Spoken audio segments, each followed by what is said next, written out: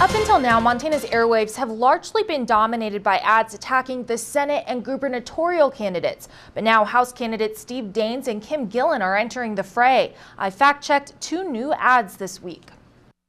Steve Daines supports essentially ending Medicare. It is not true that Daines supports ending Medicare. It is true that he supports vice presidential candidate Paul Ryan's 2012 plan for Medicare reform, a system allowing future retirees to shop for private health plans or opt for traditional coverage. To fund tax breaks for millionaires like himself. It is true that Daines qualifies as a, quote, millionaire. I combed through his financial disclosure report and found his reported assets total between $5 and $24 million.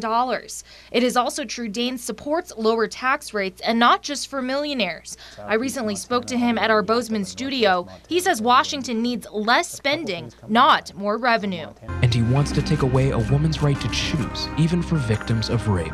I emailed Daines' campaign manager to check his stance. He only supports abortion when the mother's life is at risk.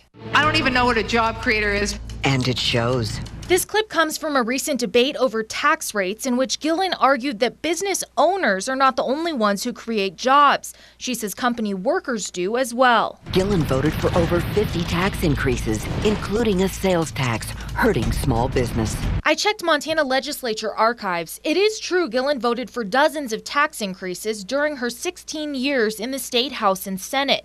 But some of those votes were for the same bills in different stages. It's also true that Gillen voted with Republicans in favor of a sales tax as part of a larger plan to lower property taxes. Gillen supports Obama's EPA that eliminates energy jobs. I asked Gillen about environmental regulations earlier this month. She told me she believes in balancing public health concerns with protecting local jobs. To check these ads, I combed through notes from interviews I did with both candidates earlier this month and dug into Montana legislative voting records as well as financial disclosure reports. I also talked with representatives from the Gillen and Daines campaigns about where the candidates stand on the issues.